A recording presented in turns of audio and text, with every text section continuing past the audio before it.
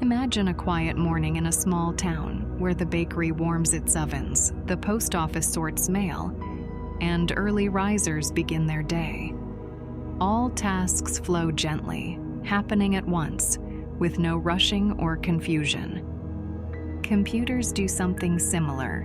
They tend to many things simultaneously. This calm orchestration is called concurrency. Tonight we'll explore how it works. Welcome to Byte and Night. Let the gentle sounds soothe your mind as we drift into the beautiful logic of computer science.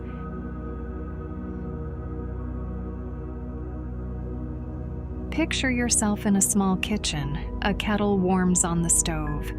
You're gently slicing vegetables. You keep an eye on a simmering pot. A soft breeze moves the curtain. You're not doing everything at once, in a frenzy. You attend to each task in turns, calmly and with care.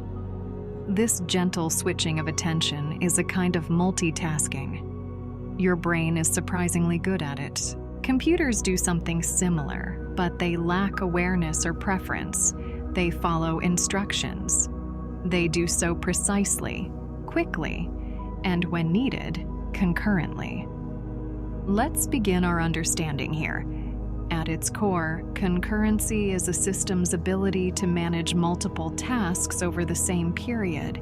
It doesn't necessarily mean these tasks happen at the exact same moment, but they are all making progress together, like the kettle warming while you chop, or music playing softly while you fold clothes. A computer program usually runs as a single sequence of steps. It starts at the top and works its way down, one instruction at a time. But many programs and nearly all modern applications need to do more than one thing at once. A web browser needs to load images, handle scrolling, respond to clicks, and play videos. All this happens without freezing or waiting for one task to finish before starting the next. So how does a computer, which at its deepest level executes one instruction at a time, give the illusion of doing many things at once? This is where we encounter multitasking. Modern systems often manage multitasking. The operating system acts like a calm conductor. It decides when each instrument, task plays, and for how long. These tasks can be applications, background services, or smaller program components. Each task gets a brief slice of time, often milliseconds. Then the operating system gently sets it aside. Another task gets its turn. This rapid switching makes it seem like all tasks run in parallel. Music plays, the web page scrolls, notifications pop up. But underneath, they politely and efficiently take turns. This method is called time sharing. It's one of the earliest techniques to simulate concurrency. Even a single-core processor, which can only do one thing at a time, can appear to run many programs at once through this fast switching. How does the computer remember where it left off? Like pausing a book, it needs to recall its last position. For this, it uses a context period. A context is a snapshot of the task's state. It includes the program's location, data being used, and other relevant information. Saving and restoring this state is called context switching. It's like bookmarking one book, picking up another, then returning to the first. Efficient context switching is vital for smooth multitasking. But multitasking isn't just about whole programs. Sometimes a single program wants to break into smaller, concurrently managed units. For this, we use threads. We'll explore threads more deeply later. For now, understand that a thread is a smaller path of execution. It's a kind of mini program within a program. Just as a kitchen has many tools, a program can have many threads. Each thread can perform a separate function, one for user input, another for downloading, and another for file writing. These threads make progress together, quietly coordinated by the operating system. You might also hear the term process. A process is like the kitchen itself, an isolated space with its own resources. Threads live inside processes. Multiple threads within the same process can share data and memory. This makes them lightweight and efficient, but it also means they need care. Too many cooks in the kitchen can cause spills or conflicts. We'll discuss synchronization later. So far, we've discussed systems that appear to do many things at once, but many modern computers have multiple processing units, or cores. This means they can do more than one thing at the same time, literally. This is parallelism. Concurrency is about managing many tasks together. Parallelism is about running tasks simultaneously on different cores. Imagine multiple people in the kitchen, each working on their own part of the meal. This distinction between concurrency and parallelism is subtle but important. They often overlap, but aren't the same. You can have concurrency without true parallelism, as in a single core system. And you can have parallelism without concurrency if tasks run in perfect isolation. In practice, most modern systems blend both. They use concurrency to manage complexity and parallelism to speed things up. Let's pause and reflect. A computer's multitasking isn't magic. It's careful planning, rapid switching, and, when available, using multiple cores to divide work. Just like you juggle laundry, tea, and messages at home, your computer manages responsibilities with quiet discipline. As we go deeper, we'll examine threads more closely. We'll look at what they are, how they're created, and how they share time and memory. We'll also gently unfold advanced ideas. These include synchronization, deadlocks, and how programming languages help manage all this. But for now, remember, concurrency isn't chaos, it's cooperation. Not everything needs to happen at once, just enough in the right rhythm to create the illusion of harmony.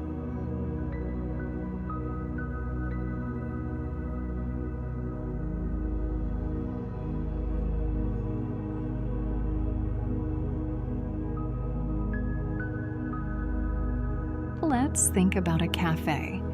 Imagine several baristas working behind the counter. One takes orders, another brews coffee, a third prepares pastries. They work with calm precision. They operate in parallel within the same space. They share tools, supplies, and their mission, serving the customer. This is a good way to understand threads in a computer program. Threads are individual lines of activity. They are small, purposeful workers. All operate in a shared environment. That environment is called a process.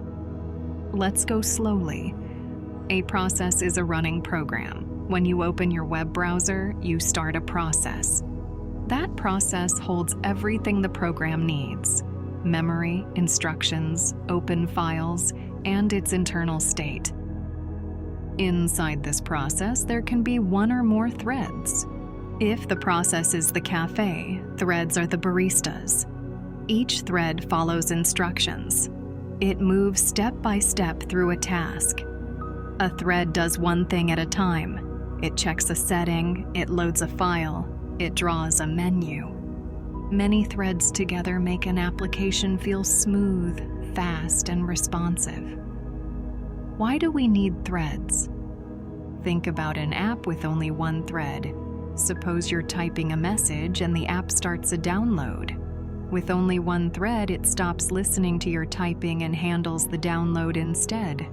The screen might freeze, input might be delayed, the app feels sluggish or worse, completely unresponsive. Multiple threads solve this. The app can respond to your input while doing background work. One thread watches your keystrokes, another handles the download. A third updates the interface. Each focuses on a single responsibility. The operating system manages them behind the scenes. But how is a thread different from a full process? It's about what they share. Separate processes, like two different apps, don't share memory. They are isolated for safety. Threads, however, live within the same process. They share memory. They access the same data. They can communicate directly. This shared space makes threads lightweight. Creating a new thread is much faster than creating a new process. It uses fewer resources. There's no need to duplicate memory. No separate copies of a program are loaded. It's like adding a barista. Not building a new cafe, but shared memory introduces complexity. If one thread updates a variable, another thread sees it instantly. This is powerful, but also risky. Imagine two baristas refilling the same container. They might be unaware of each other. The result could be a mess or wasted effort. We'll discuss managing shared access later under synchronization. For now, let's explore how threads are created. Programs typically create threads in most operating systems. Your programming language, be it Python, Java, C++, or Go, will provide ways to spawn new threads. A new thread gets its own stack, memory for local variables, and a starting point. It begins from a specific function. It continues until its work is done. The operating system schedules the created thread. It acts like the conductor we met earlier. It gives the thread CPU time, just like any other. The OS tracks each thread's state. It knows if it's running, waiting, or sleeping. It decides which thread runs next. It performs context switches to move from one thread to another. All of this happens very quickly, often thousands of times per second. The user never sees it, but it allows programs to do so much. It keeps them from slowing down or losing responsiveness. Not all threading models are the same. Some systems use user-level threads, managed by the application. Others use kernel-level threads, scheduled directly by the OS. Some use a hybrid model that balances control and performance. Details vary, but the core idea remains. Threads allow multiple execution flows within one program. In modern development, many applications don't create threads directly. They use higher-level constructs instead: thread pools, tasks, or asynchronous functions. We'll explore these soon. These tools abstract away thread management complexity. Developers can focus on what needs doing rather than how to divide the work. Still, the concept of a thread is fundamental. It's a lightweight, independent path of execution. Threads are at work behind download buttons, search bars, or streaming videos. They quietly make progress in the background. Let's gently consider this elegance. Instead of rushing, the program delegates. It breaks work into parts. Each thread does its job. The system keeps everything running smoothly. Like a harmonious team, each member contributes. The whole process feels seamless. As our journey continues, we'll see how threads coordinate. We'll learn how they avoid conflicts. We'll see how they share without issues, and how they recover when things go wrong.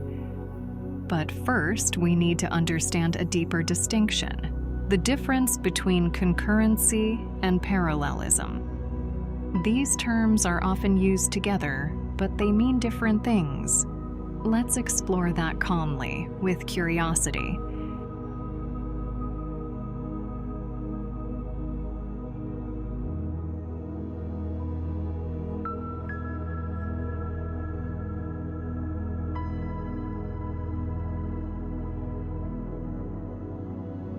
To grasp the difference between concurrency and parallelism, picture a quiet coffee shop on a calm afternoon. A single barista behind the counter handles several tasks. She brews coffee, rings up customers, and wipes down the counter. She doesn't do everything at once. Instead, she switches between tasks quickly and smoothly. She starts a brew, moves to the register, then checks the timer. Each task progresses, even if just a little at a time. This is concurrency.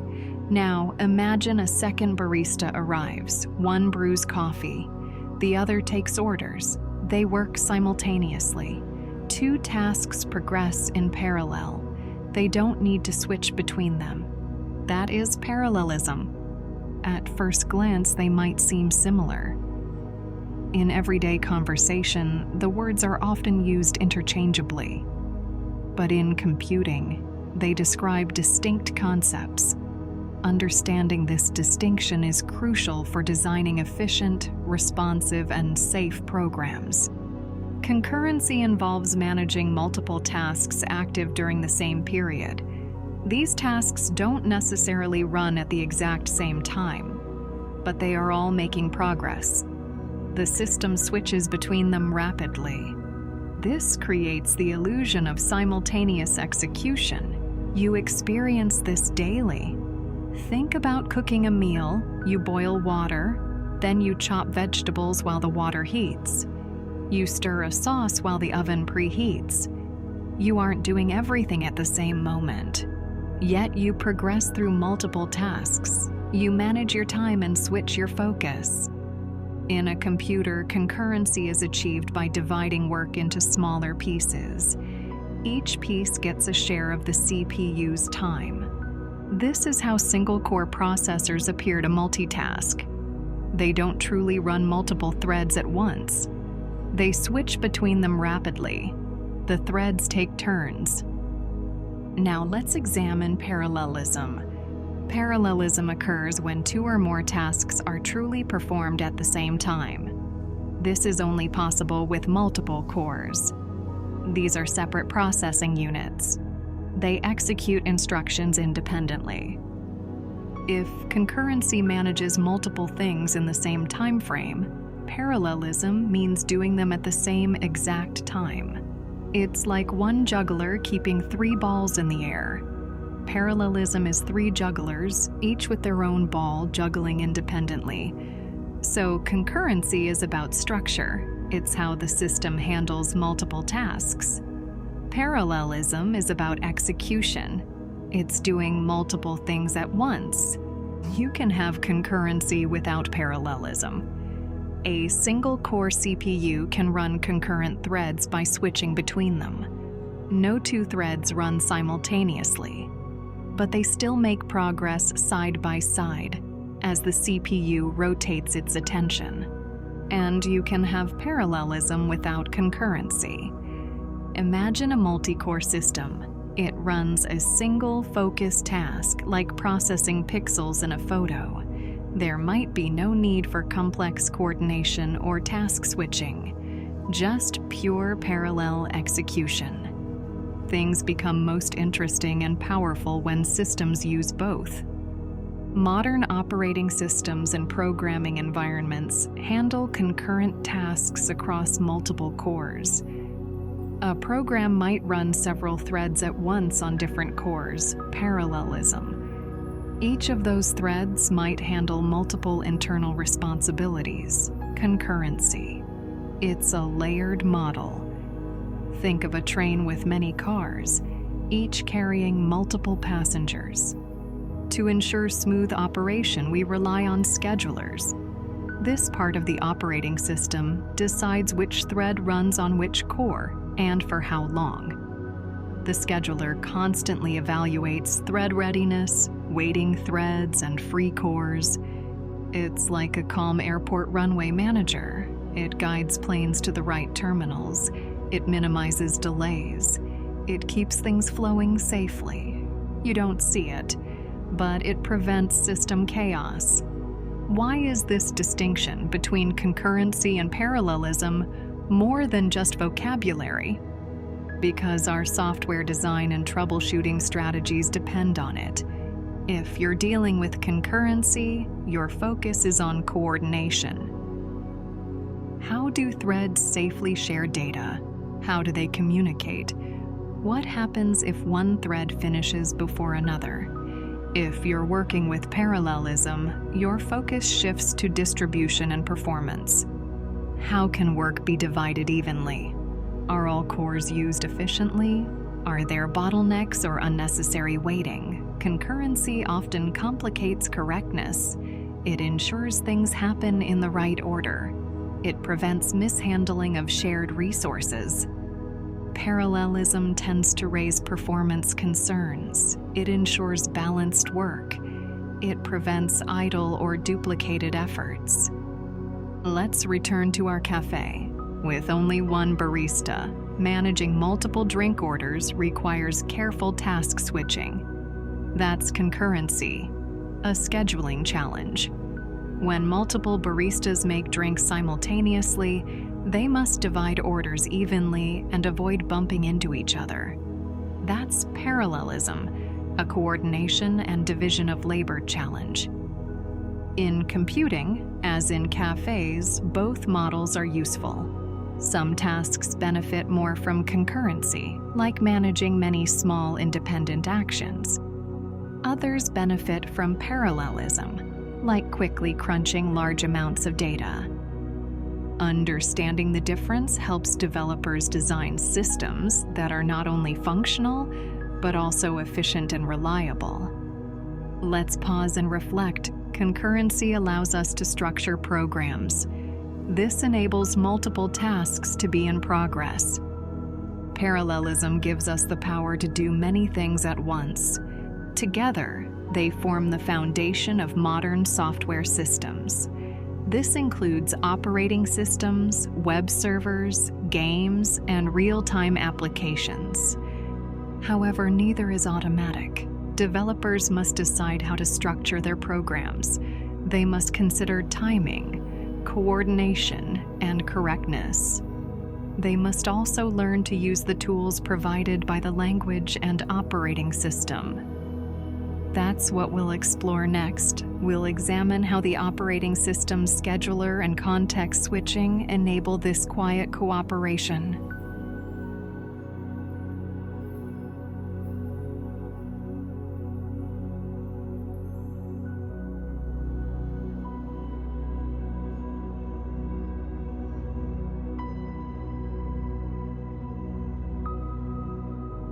As we delve deeper into a multitasking system, we encounter a hidden guide. It keeps everything moving. It rarely draws attention. It doesn't perform tasks directly. Instead, it decides who, what, and when. This unseen guide is the scheduler. The scheduler, part of the operating system, manages CPU time. It shares it among threads and processes. Think of it as a calm host at a round table. It ensures each speaker gets a turn. No one dominates. The meeting flows smoothly. Earlier chapters discussed CPUs with one core. They can't do everything at once. Even multi-core systems often have more threads than processors. The scheduler solves this. It decides which thread runs next. Imagine a gentle queue at a bakery. Customers step forward. They place an order. Then they step aside. The scheduler is like the person at the counter. They call people forward. They take orders briefly, then they help the next in line. If someone isn't ready, they're skipped. They're invited again later. This orderly system makes multitasking appear simultaneous. In reality, it happens in tiny slices, sometimes just a few milliseconds per thread. But how does the scheduler switch threads? This leads to a key idea: context switching. Each thread has a context. It's a record of everything it's doing. This includes its instruction sequence, variable values, register contents, and local memory. Think of it as a thread's personal notebook. It holds notes, open pages, and bookmarks. This is how the thread remembers where it left off. When the scheduler pauses one thread, it runs another. It performs a context switch. It saves the current thread's notebook. It closes it carefully. Then, it opens the next thread's notebook. The CPU reads from the new notebook. It continues that thread's work as if nothing changed. Context switching allows the system to pause and resume threads. Progress isn't lost. Things aren't mixed up. Each thread gets a turn. It makes progress. Then it steps aside, all without confusion. This process has a natural elegance. Picture an old-fashioned librarian. They manage several students in a quiet reading room. One writes a paper, another studies history, a third solves equations. The librarian marks their places. They gently rotate attention. Each gets equal attention. Context switching isn't free. Each time it happens, the system stores one thread's state. Then it restores another's. This takes time. It uses system memory. If the system switches too often or with too many threads, overhead becomes noticeable. It's like too many baton handoffs in a relay race. Eventually, handoffs slow the team. That's why schedulers use policies. They make smart decisions. Some schedulers use a round-robin approach. Each thread gets an equal turn. Others are priority-based. More important threads run more often or longer. Real-time systems may use deadline scheduling. Tasks with urgent timing get CPU access first. These policies balance fairness and performance. The goal remains: keep the system responsive, efficient, and predictable. Let's pause. Appreciate the scheduler's work. It operates silently. Every time you open a browser tab, get a message, or scroll a list, the scheduler is working. It hands off the baton. It moves from thread to thread, all in microseconds. You never see it. Yet, it touches nearly every digital experience. Sometimes a thread can't continue, not because it's finished, but because it's waiting. Perhaps for a file to load, or a message to arrive, or a network response. In these cases, the thread enters a blocked or waiting state. When that happens, the scheduler doesn't waste time. It chooses another thread that's ready. This ability to pause waiting threads and resume them only when ready makes multitasking systems smooth and immediate. Even waiting is handled with gentle patience. No thread is rushed. No task is forgotten. Each is quietly monitored. When the time is right, it's brought back into the flow. Threads also voluntarily step aside. They use sleep commands. These are short pauses built into the code. A thread might sleep for a second. It might wait for a signal, or it might reduce system load. During this time, other threads run freely. Sleep isn't a failure here. It's part of a healthy rhythm. Context switching and scheduling form the heartbeat of a multitasking system. They don't add features. They don't change what a program can do, but they shape its smoothness. They shape its responsiveness, and they shape how many things it can manage. As we move forward, we'll explore how threads share information. How do they communicate? How do they cooperate? What happens when they access the same data? Thanks to the scheduler and context switching, we have a solid foundation. A calm, consistent way to juggle threads. No confusion. Each thread knows it will run again. Each step is saved and restored. An invisible choreographed dance. Now we understand how threads take turns, so let's explore why we don't always want to create unlimited threads. The next topic, how thread pools manage system resources. They bring balance and efficiency.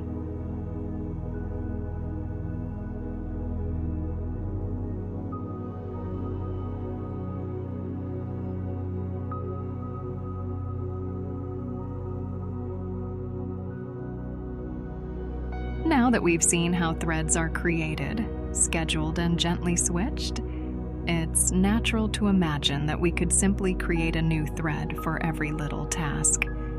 Need to download a file? Start a thread. Want to check for new messages? Another thread. Respond to user input? Yet another. But like inviting too many guests to a small dinner table, there is a limit. Beyond that, the system becomes overwhelmed. This brings us to a practical question. How do we handle many small tasks efficiently without overloading the system with too many threads? The answer is a thread pool. To understand a thread pool, imagine a quiet library with a team of assistants. People come in and request help. This might be locating a book, checking out a title, or fixing a printer. Instead of hiring a new assistant for every request, the library keeps a fixed team. When a request comes in, an available assistant handles it. If they're all busy, the request waits in a short line until someone finishes. This is the essence of a thread pool, a reusable group of threads that are created ahead of time. They are ready to handle incoming tasks as they arrive. Let's take a calm walk through how this works. When a thread pool is initialized, it creates a set number of threads, perhaps 4, 8, or 16, depending on the system. These threads are not assigned a specific task right away. Instead, they remain idle but alert, waiting for tasks to arrive. As tasks are submitted, perhaps small functions like checking the status of a web page or compressing a file, they are placed into a queue. The thread pool then assigns each task to a waiting thread. When the task is complete, the thread doesn't go away. It returns to the pool, ready for the next job. This model has several advantages. First, it avoids the cost of constantly creating and destroying threads. Creating a thread takes time and memory. Destroying one does too. If your application constantly spins up and tears down threads, it wastes energy and slows everything down. Thread pools eliminate that overhead by reusing threads. This is much like a team that stays on standby instead of hiring someone new for every shift. Second, thread pools provide predictability. By limiting the number of active threads, we reduce the chances of overwhelming the system. Remember, each thread consumes memory. It needs scheduling and adds complexity. A thread pool creates a controlled environment where tasks are handled smoothly, without introducing too much chaos. Third, thread pools allow for better control of workload. If you submit more tasks than there are available threads, the extra tasks simply wait in the queue. This doesn't overload the system. It simply delays non-urgent work until there's room to handle it. It's like a bakery that fills orders as ovens become available, instead of trying to bake everything at once. You might wonder, why not just make the thread pool very large? Wouldn't that solve all problems? Not exactly. There's a balance to be found. If the pool is too small, tasks will spend a lot of time waiting. That can make the system feel slow or unresponsive. If the pool is too large, the overhead of managing all those threads can cancel out the benefits. This is especially true if many are idle or competing for the same CPU core. Choosing the right size for a thread pool depends on the nature of the tasks. Tasks that mostly wait, such as downloading files or waiting for responses, can use larger pools, since threads spend much of their time inactive. Tasks that are CPU heavy, like image processing or number crunching, are better suited to smaller pools. These are matched to the number of available cores. This decision, how many threads to keep in the pool, is a thoughtful design choice. It reflects an understanding of the system's needs, the workload's behavior, and the environment in which it runs. Now let's bring this idea closer to what we experience as developers and users. Many programming languages provide built-in support for thread pools. In Java, for instance, the executor service can manage a fixed thread pool. In Python, the concurrent futures module offers thread and process pools. In Go, the runtime uses a built-in scheduler and goroutine pool behind the scenes. These abstractions allow developers to work with tasks and jobs rather than managing threads directly. You don't need to handcraft every thread. You simply submit a job to the pool. Then, you let the system assign it as resources become available. There's something comforting in this design. It's about reuse, patience, and balance. Rather than reacting to every event by spinning up something new, the system conserves its resources. It gently handles one task at a time, with a steady rhythm. Thread pools also encourage graceful degradation. If too many tasks arrive, the system doesn't crash or panic. It simply queues them, like a quiet cafe during a rush. If the staff is occupied, new orders are lined up politely and fulfilled as soon as someone is free. This brings us to an important design principle in concurrency. It's not just about making things faster, it's about making systems smoother. Thread pools help us avoid sharp spikes in activity, sudden resource shortages, or unpredictable behavior.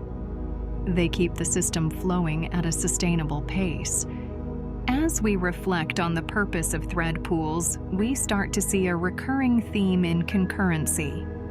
Managing complexity by limiting activity, scheduling thoughtfully, and reusing what already works.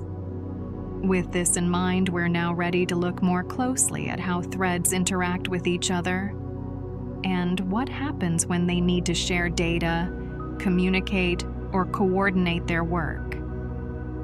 This next step in our journey will introduce us to the gentle art of synchronization. This is the set of tools and principles that keep multiple threads from stepping on each other's toes.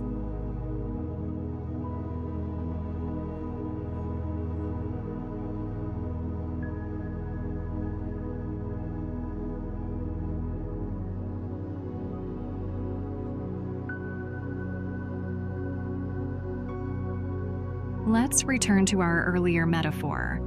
A small cafe where several baristas work side by side. They share equipment.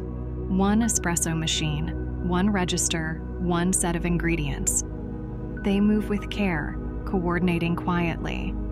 When one person steams milk, the other waits to use the machine. There are unspoken rules, gentle rhythms, and a shared understanding that keeps things smooth. This is what synchronization looks like in practice. In the world of threads, synchronization manages shared resources. Threads often need to read and write the same data, a shared counter, a database connection, or memory. But if they access it simultaneously or without coordination, things can go wrong. These problems don't show up with a bang, they appear quietly. Incorrect values, missing updates, strange behavior that only happens sometimes. These are called race conditions, and we'll discuss them soon. For now, let's focus on how we prevent them. To understand the challenge, imagine two people writing in the same notebook. One writes a sentence, the other starts a new paragraph. Their pens collide, or they overwrite each other's notes. The result is confusion, not cooperation. To avoid this, they agree to take turns. One person writes while the other waits, then they switch. In computing, we achieve this with locks. A lock is a simple tool. When a thread wants a shared resource, it tries to acquire the lock. If no one else is using it, the thread is allowed in. It performs its work, reading, writing, or updating, then releases the lock, allowing others to proceed. Locks provide mutual exclusion. meaning only one thread can access the protected code at a time. This ensures consistency. No two threads can update the same variable at once. No data is lost or corrupted. But like all tools, locks must be used with care. If a thread forgets to release a lock, other threads may be blocked indefinitely. If threads acquire multiple locks in different orders, they can end up in a deadlock. Each waits for the other with no way forward. We'll explore deadlocks more deeply later. For now, think of them like two people in a narrow hallway, each refusing to back up. Neither can pass. To help avoid these problems, developers use synchronization primitives, tools provided by the operating system or programming language. Some common examples include mutexes, short for mutual exclusions, standard locks used to protect sections of code, semaphores, tools that allow a limited number of threads to access a resource simultaneously, monitors, structures combining mutual exclusion and condition variables, allowing threads to wait for certain conditions to be true. Condition variables, mechanisms that let threads sleep until something changes, like waiting for a flag to be set or a value to reach a threshold. These tools may sound technical, but their purpose is human: to help threads wait, share, and cooperate without conflict. Let's take another real-world example. Imagine a bathroom with a key. When someone goes in, they lock the door. Others wait outside. When done, they unlock the door and the next person enters. That's a simple mutex. Now imagine a waiting list where people sign up to be notified when the bathroom is free. That's a condition variable, a way of waiting for a certain condition to be met before proceeding. In programs, we often use locks to protect a critical section, a piece of code accessing shared data that must not be interrupted. We surround it with a lock, so only one thread enters at a time. This guarantees safety, but it also reduces performance if overused.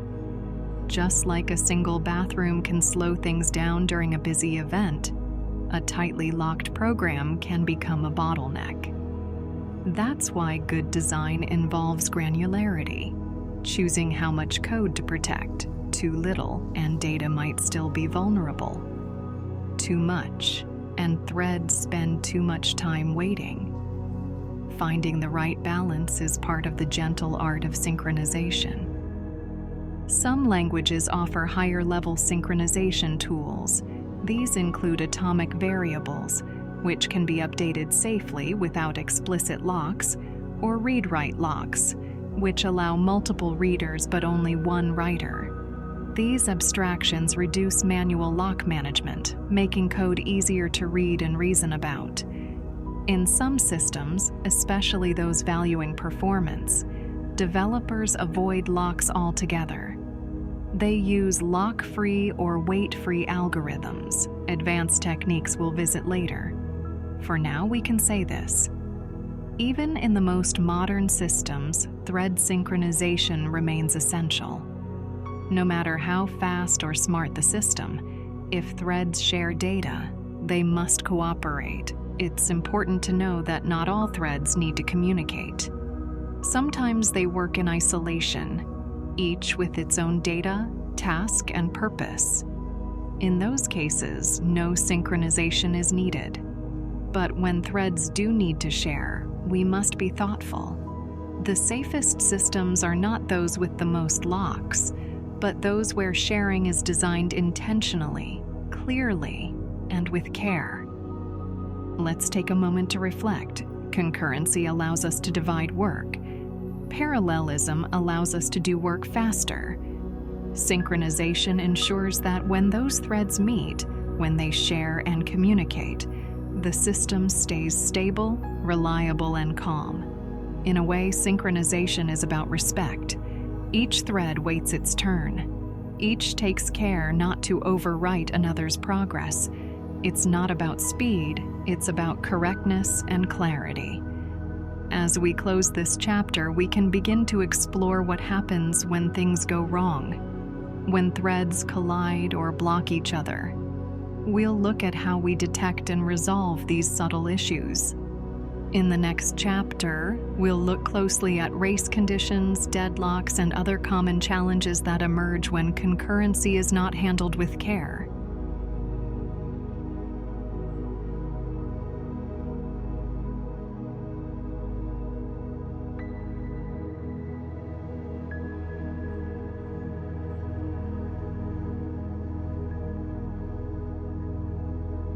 Now that we've explored how threads coordinate using locks, share data through synchronization, and take turns peacefully, you might think we've tamed concurrent programming. However, concurrency, by its very nature, opens the door to subtle and frustrating bugs.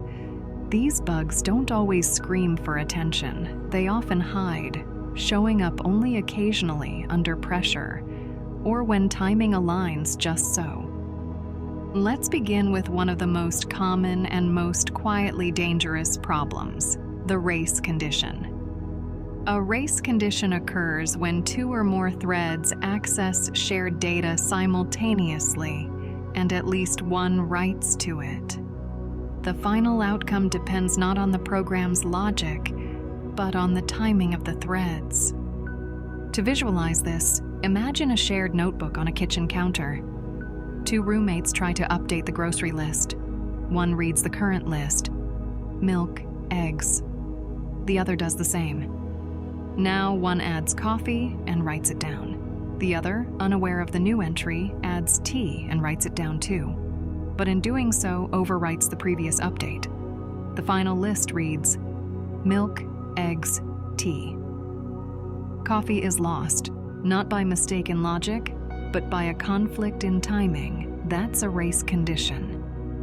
In a program, this might happen when two threads read a variable, modify it, and write it back, with one thread's update silently overriding the others. These bugs are hard to find.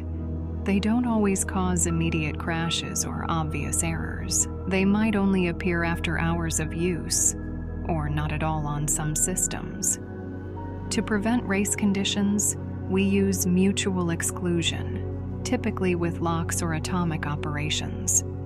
These tools ensure that only one thread can access a critical section of code at a time, just like placing the notebook behind a counter, so only one roommate can write in it at once. But when we introduce locks, we invite another problem: the deadlock. A deadlock occurs when two or more threads are each waiting for the other to release a lock, and none can proceed. It's like two drivers meeting on a one-lane bridge, each waiting for the other to reverse, and neither willing or able to move. Imagine thread A locks resource X, then tries to lock resource Y. Thread B locks resource Y, then tries to lock resource X.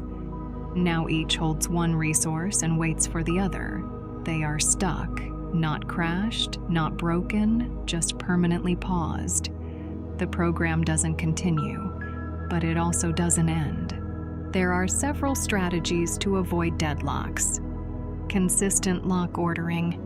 If every thread acquires locks in the same order, circular waits are avoided. Timeouts. Threads that can't acquire a lock within a reasonable time can back off and try again later. Minimizing lock usage. Design data and systems so fewer resources need locking. Another subtle issue is the live lock. In a live lock, threads aren't blocked, but they're so busy reacting to each other that no progress is made. It's like two people constantly stepping out of each other's way. Forever polite, but never getting through the door. These issues, race conditions, deadlocks, live locks, are not caused by bad hardware or broken compilers. They emerge from concurrency's inherent complexity, the possibility that two threads might do the right thing at the wrong time. And because timing is hard to control and even harder to reproduce, these bugs often go unnoticed until they affect real users in real environments. That's why, before diving into alternative models like asynchronous programming or advanced techniques like lock-free structures, it's important to pause right here and consider how to write safe and efficient multi-threaded code using the tools we already have. We've seen what can go wrong. Now let's explore what can go right and how thoughtful design helps us build concurrent systems that are stable, understandable, and fast. In the next chapter, we'll explore strategies for writing multi-threaded programs that remain safe under pressure, ones that don't just work, but scale, respond, and hold together even when many threads are moving at once.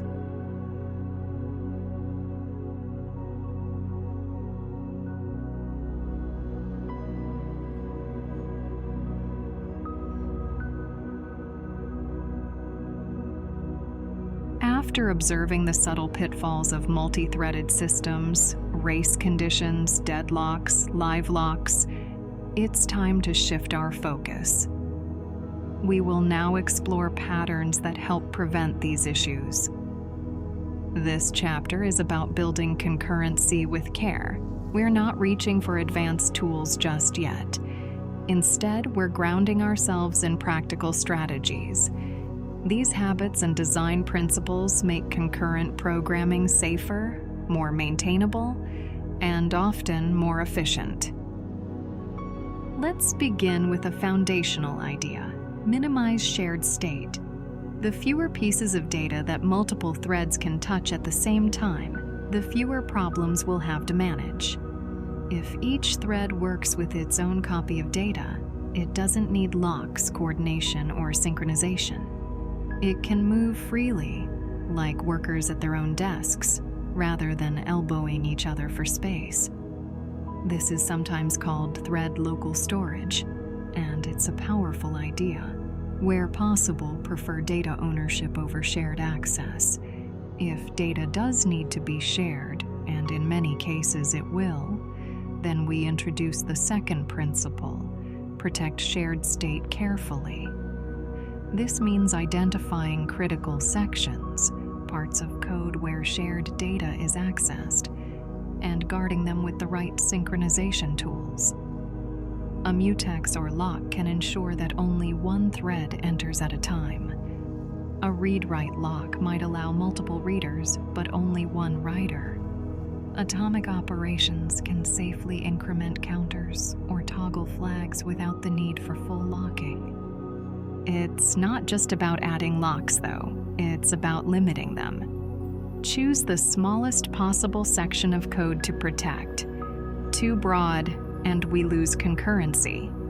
Too narrow, and we risk missing important updates. This brings us to the next strategy: prefer immutability where possible. Immutable data, data that doesn't change once created, is inherently thread-safe. Multiple threads can read from the same object without fear of interference. Languages like Scala, Haskell, and Rust embrace this model deeply, but the idea applies everywhere. When you structure your system to create new data rather than modifying it in place, you reduce the need for locks and make bugs easier to avoid. Another key strategy is limit the number of threads. More threads doesn't always mean more performance. Each thread adds scheduling overhead, memory usage, and context switching costs. A program with too many threads may slow down or even crash under heavy load. Instead, use thread pools or task queues to reuse existing threads and control the rate of execution. This keeps the system balanced, responsive, but not overwhelmed. Next, let's talk about designing clear ownership boundaries. In multi-threaded programs, confusion often arises when it's unclear which thread owns which data. Two threads may both assume they're responsible for updating a value. or neither may update it, each waiting for the other to act. To avoid this, define clearly and early who owns what. You might assign different tasks to different threads, or you might use message passing, a model where threads communicate by sending data, not by sharing it. This approach is especially common in actor-based systems like Erlang or Akka, where each actor maintains its own state and interacts through messages, not memory. Let's now revisit the idea of timeouts and failsafes. If a thread is waiting on a lock, a resource, or another thread's signal, it's often wise to include a timeout. This is a way to back off, retry, or exit gracefully. This prevents the system from hanging indefinitely.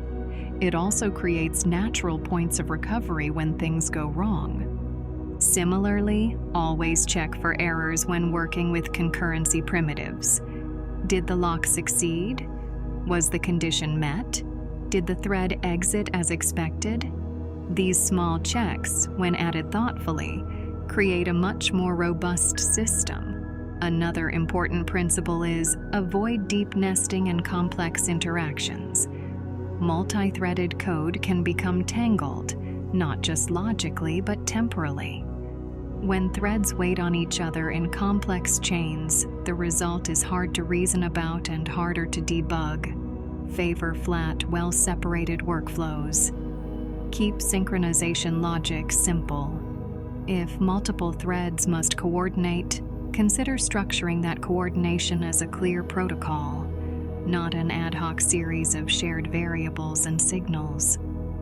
Now let's pause to consider testing. Concurrency bugs are notoriously difficult to catch with traditional unit tests. Why? Because the bugs often depend on timing, and tests tend to run the same way each time.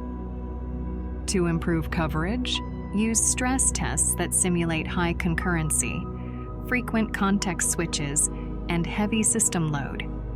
Use tools that detect race conditions or verify thread safety, such as thread sanitizers or static analyzers. Write tests that check invariance, conditions that must always be true, regardless of timing. And above all, assume that the impossible can happen, because in concurrency, it often does. One final strategy: favor clarity over cleverness. Concurrent code should be simple. Not because the problem is simple, but because complexity multiplies quickly. A lock used once can work perfectly. A dozen locks used in subtle combinations can become impossible to reason about. The safest multi-threaded programs are not the most intricate. They are the most intentional. They are designed with an understanding that concurrency is not just about doing things faster, but doing them safely, predictably, and peacefully.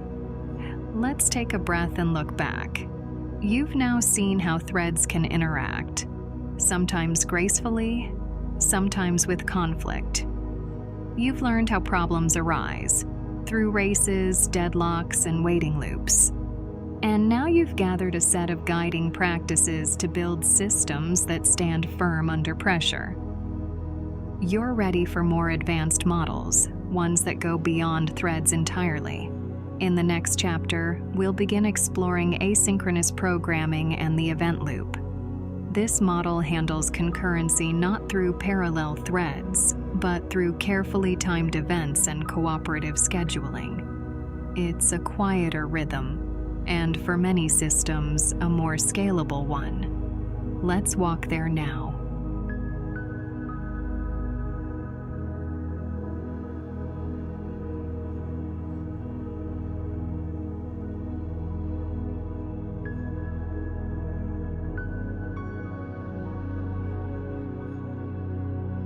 Until now, concurrency has been built on threads. Each thread is a small unit of execution, running alongside others with a scheduler's help.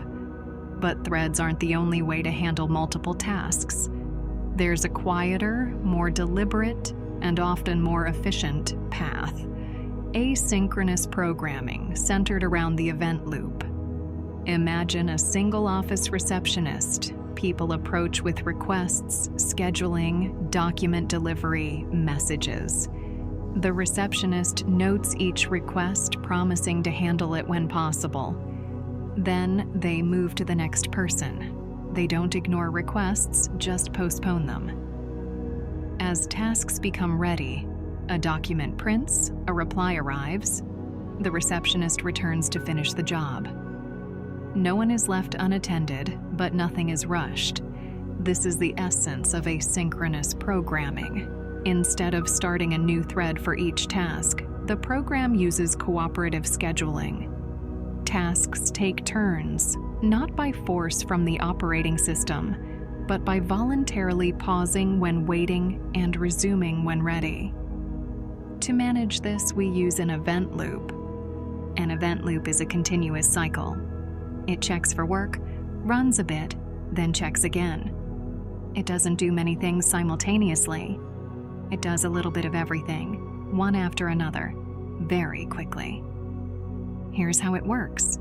The program registers tasks, like waiting for user input, a timer, or a network response.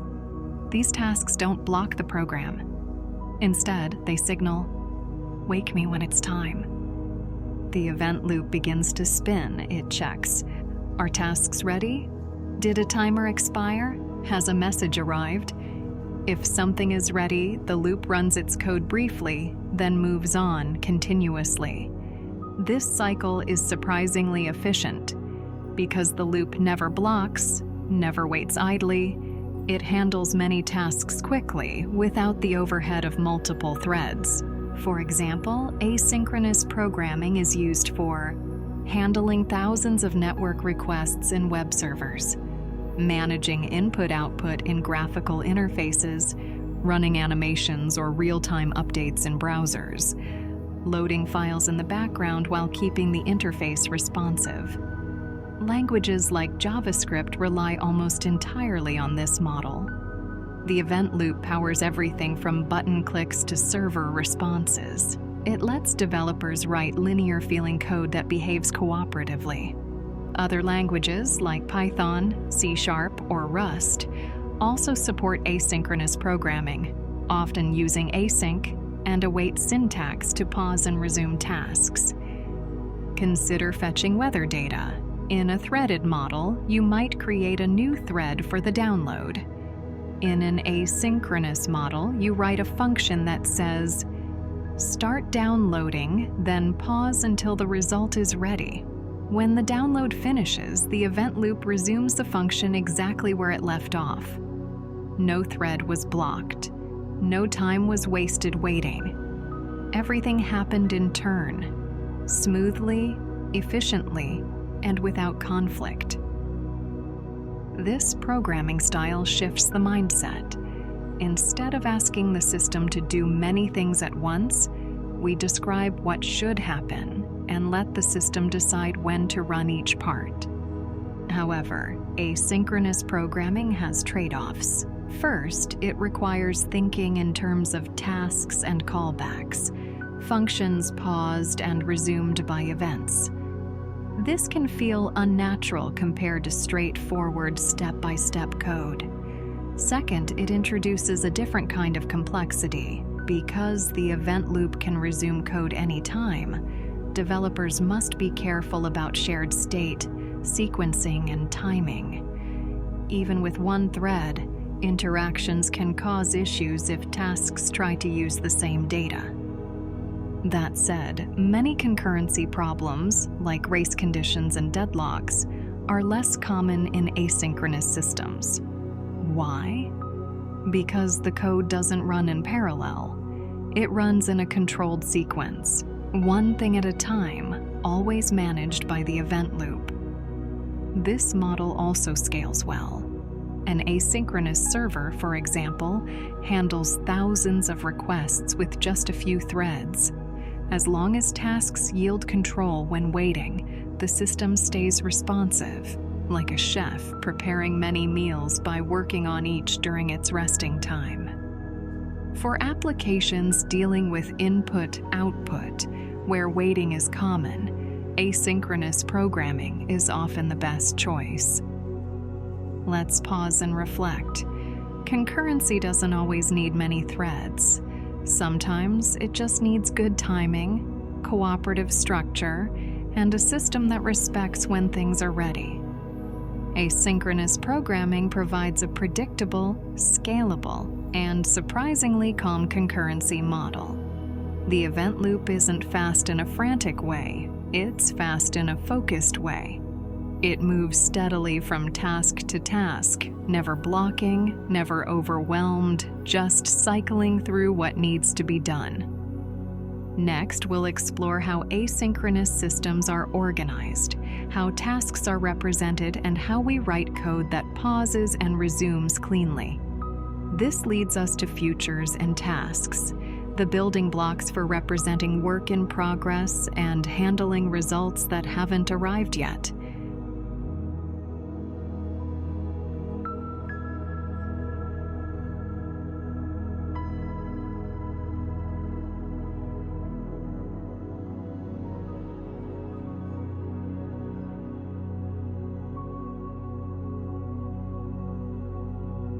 As we continue our journey through concurrency, we now come to tools that represent time itself, not with clocks or delays, but with values that haven't arrived yet.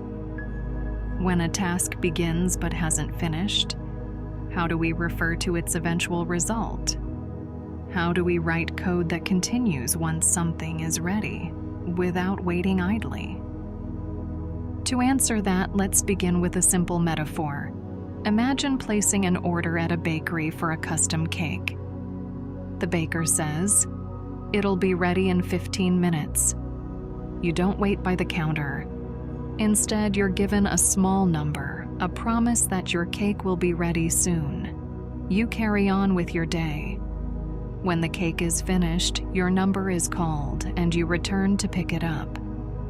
This is the idea behind a promise, a placeholder for a result that's not ready yet.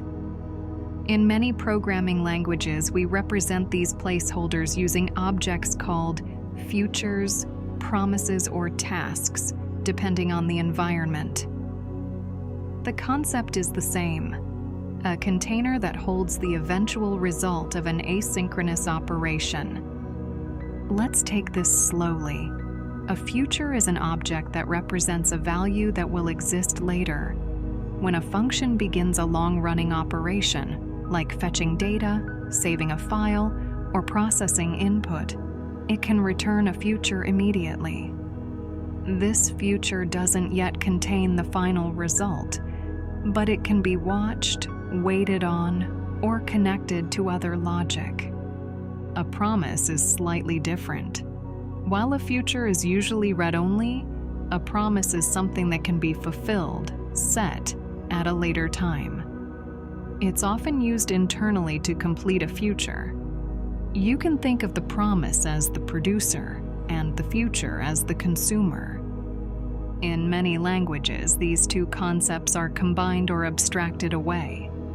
For example, in JavaScript, a promise is both. It's created, then fulfilled or rejected later. You can attach then handlers to it, which run when the result is ready. In Python, an async function returns a future. You can await it to receive the final value. In Java, the completable future class allows both monitoring and completing futures. In C#, the task object behaves similarly. Async/await syntax helps manage it cleanly. Let's walk through an example in plain language. Imagine you start downloading a weather forecast from a server. Rather than blocking the program until it finishes, your function returns a future immediately. That future says, "The result is not here yet, but it's on the way."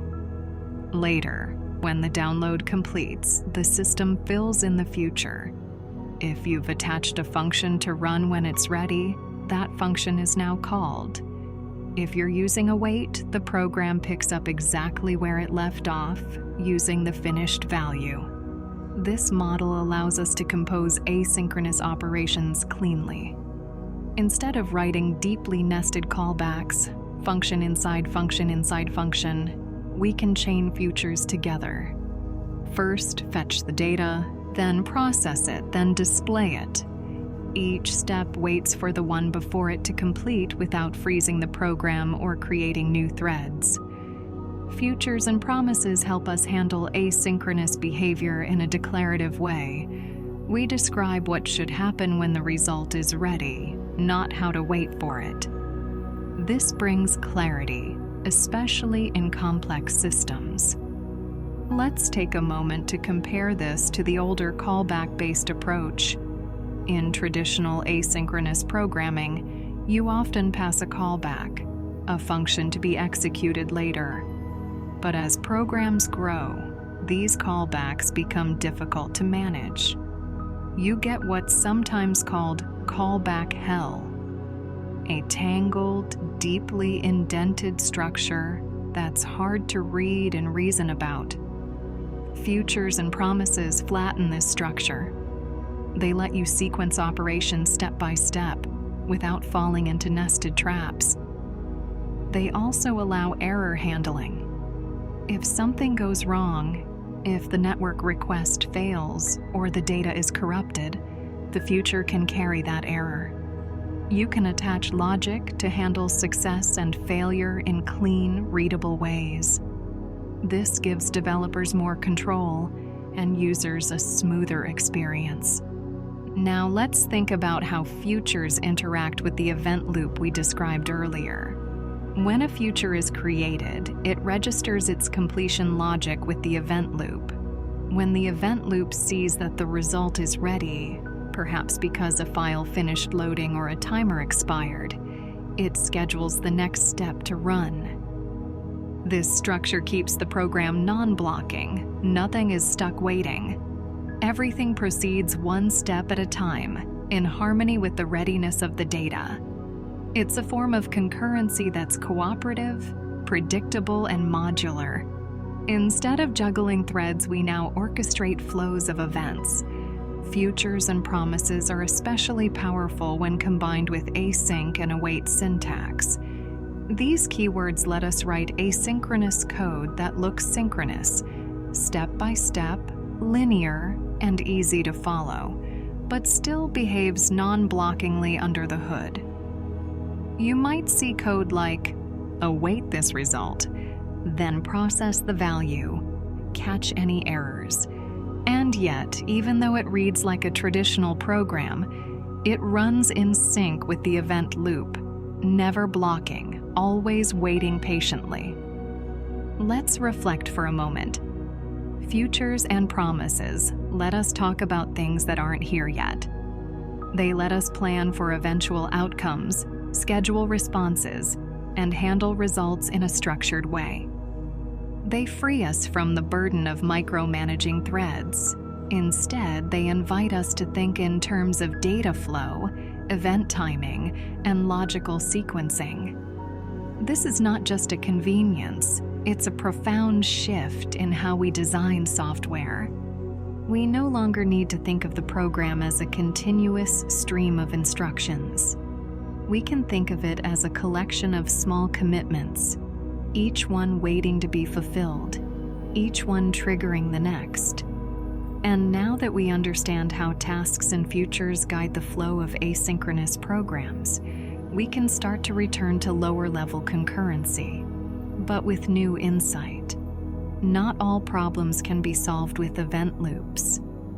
Sometimes we need high performance and fine control without the overhead of locking and blocking.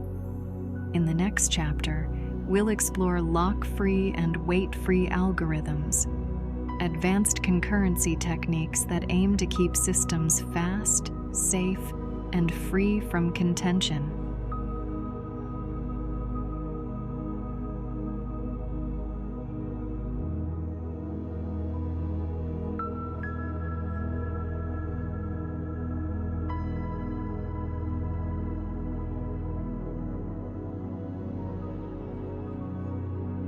Up to this point, we've relied on locks and thread pools.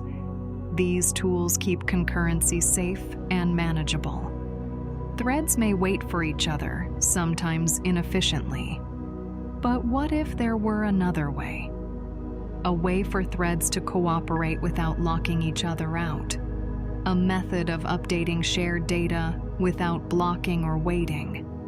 That's the promise of lock-free and wait-free algorithms. These advanced techniques aim for speed, safety, and progress without delay. Let's begin with a familiar setting. Imagine a small mailbox in an apartment building. It receives letters throughout the day. Each tenant occasionally checks for new mail. The postal worker delivers letters as they arrive.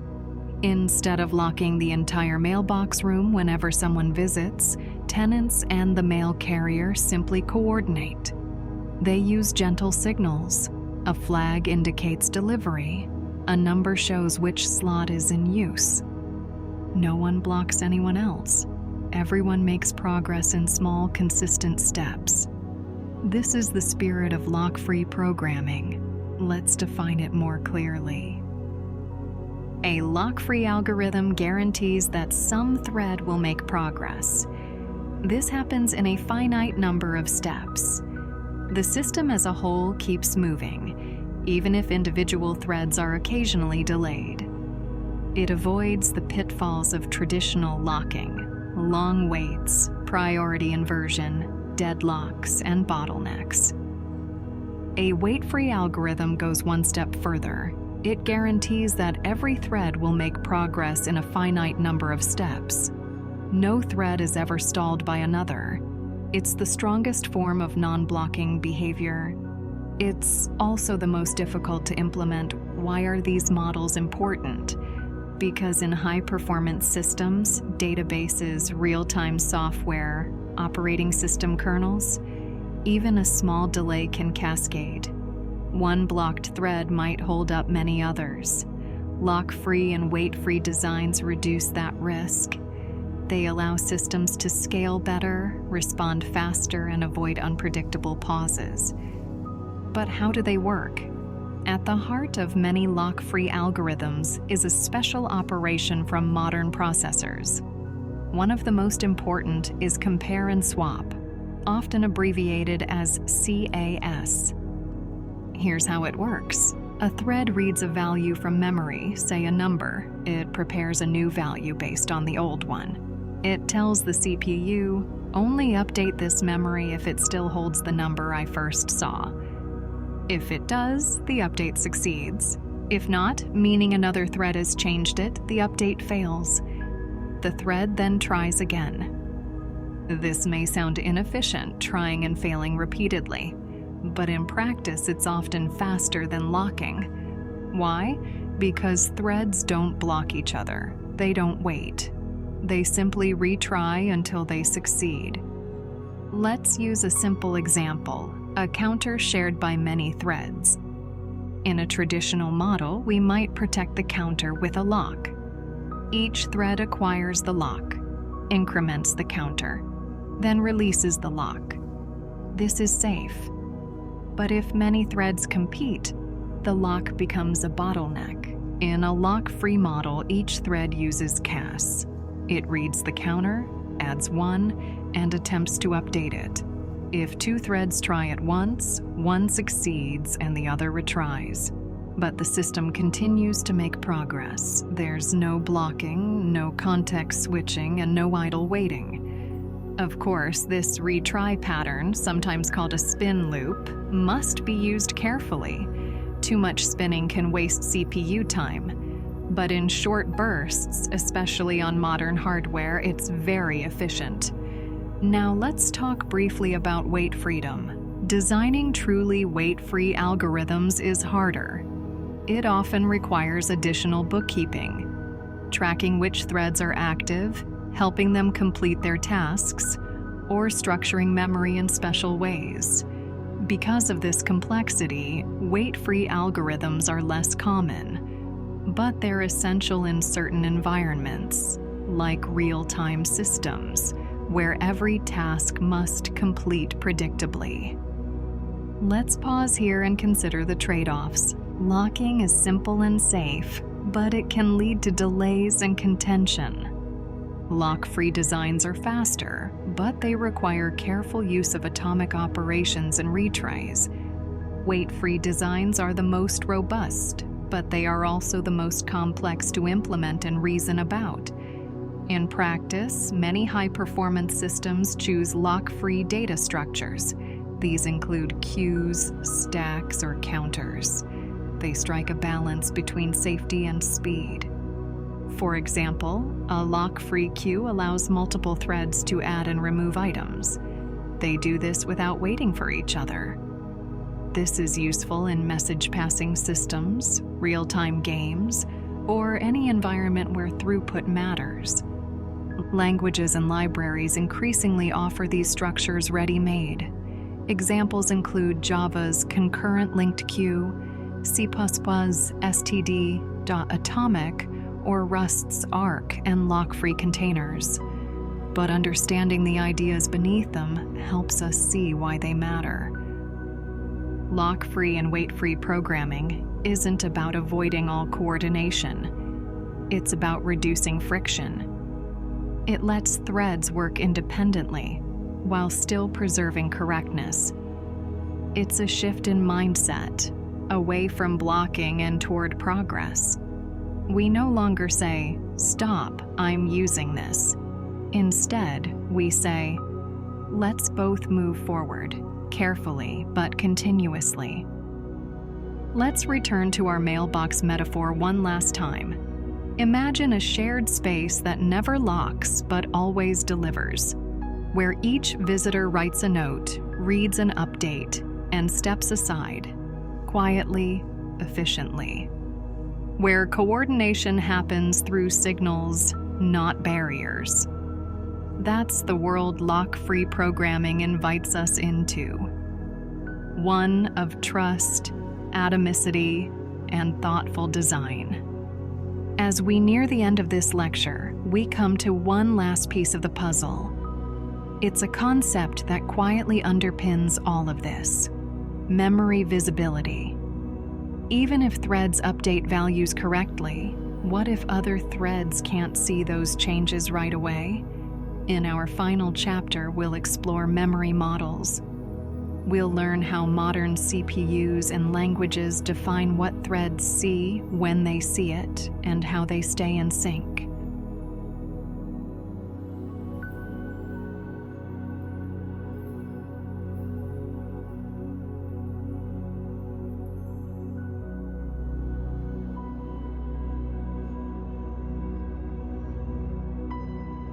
As we conclude our exploration of concurrency, we delve into a crucial, often overlooked aspect: how threads perceive memory, specifically when changes become visible to others. Even when race conditions are avoided, locks are meticulously used, or lock-free structures are employed, unexpected issues can still arise. One thread updates a value, but another thread doesn't immediately see the change. How is this possible? To grasp this, we must understand the memory model, the set of rules governing how memory reads and writes behave in a multi-threaded environment. Consider a simple analogy: multiple individuals writing and reading notes on a shared whiteboard. One person writes, "Meeting moved to 3 p.m. Another person checks the board but still sees the old message. Has something gone wrong? Not necessarily. The second person simply hasn't seen the most recent update, perhaps because the message is still being written, or they are looking at an outdated copy. This phenomenon is common in computer systems, particularly in multi-core processors. Each processor core typically has its own cache, a small, fast memory for frequently accessed data. When a thread modifies a variable, the change might initially occur within the core's private cache. Until this cache is flushed or synchronized, other cores may not see the updated value. This leads to a visibility problem. The data has been altered, but not all threads are aware of it. Memory models exist to define and manage this behavior, ensuring that despite caches, optimizations, and parallel execution, programs behave predictably. Let's examine this in more detail. Most modern programming languages define a memory model that dictates how memory reads and writes can be reordered, delayed, or synchronized in multi-threaded code. Compilers and processors are designed for optimization. They might rearrange instructions, combine operations, or defer writes to boost performance. In a single-threaded program, this is acceptable as the outcome remains consistent. However, in a multi-threaded program, such reordering can lead to unpredictable behavior. Consider this example. Thread A sets a flag, done equals true. Then it sets a value, data equals 42. Thread B waits until done equals true and then reads data. But due to reordering, the processor might write data equals 42 after setting done equals true. Consequently, thread B, upon seeing done equals true, might still read the old value of data, or even nothing at all. This is where memory visibility guarantees become essential. To address this, languages offer tools to enforce ordering and visibility. These tools act as fences, barriers that prevent reordering or ensure memory is synchronized across threads. Here are some common examples. Volatile variables, in languages like Java or C#, indicate that a value should not be cached or reordered, requiring every read and write to go directly to main memory. Atomic types, such as std, atomic in C++, or atomic integer in Java, include memory ordering options that guarantee changes are visible. Memory barriers or fences are low-level instructions that compel the processor to complete memory operations before proceeding. Synchronized blocks or locks in high-level languages often implicitly include memory barriers, ensuring that changes made within the block are visible to all threads once the lock is released. Let's revisit our whiteboard analogy. Imagine adding a bell that rings every time someone writes a message. When the bell rings, everyone rereads the board. This guarantees that new messages are seen by all, not just the writer.